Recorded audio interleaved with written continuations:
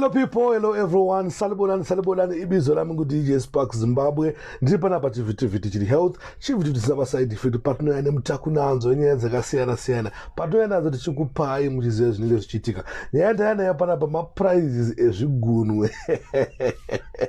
Nemaprizes enzeve. Ndofunga kuti tikuziva zvikuitika pasocial media, tikuziva zvikupisa mazuva ano zvokuti unokatwa kachigunwe kako, uchekeresa kachigunwe kako, then ubva waita mari, ubva waita mota yako yekurema. So now ndine maprizes andinawo anandikuratidze kuti muzoziye zvinhu zviri kuitika.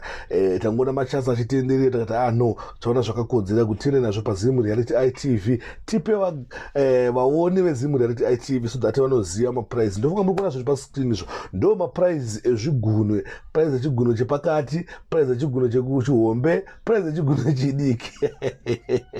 Zvakwauri kuchuza kuti uri kuda chipi chigunwe kuti chiende, uri kuda chipi kuti ndofunga muri kuona futi uyo ambenga achibvunzawo kuti ndakatowa namba dzenyu, ndada kubvunza zvone kuti chigunwe yemari zvikanzi ano mazuva ano zvigunwe hatisi kutora asi tikutora nzeve.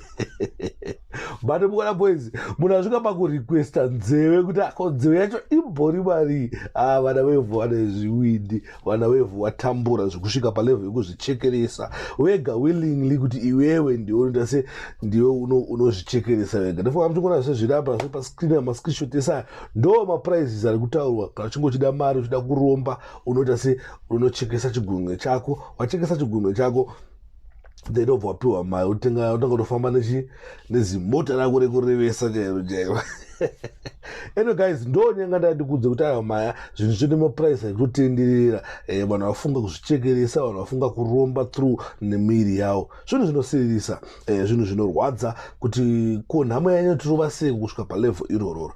But guys, ngativei careful because Mwari akatipa zvigunwe izvozvozvo, anoziva zvazvinoshanda. Mwari anoziva kuti munhu kuti abalance, tofamba mukuona information iri apa iyo zvinoshanda zvigunwe izvi. Kuti ubalance zvakanaka unofanira kunge uine zvigunwe zvako zvakakwana.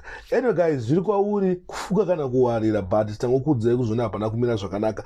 Izvo ndozvo zvakakosha, information yakakosha iyoyo pakutengesa zvigunwe zvako, uchiziva izvo ungoratidza kubalansa pakumira kuti sei zvakanyorwa apo. Thanks for watching, thanks for supporting Zimu Reality ITV. My name is DJ Spark Zimbabwe. Always remember, fear not, sin not. Whether you like it or not, the truth is the truth.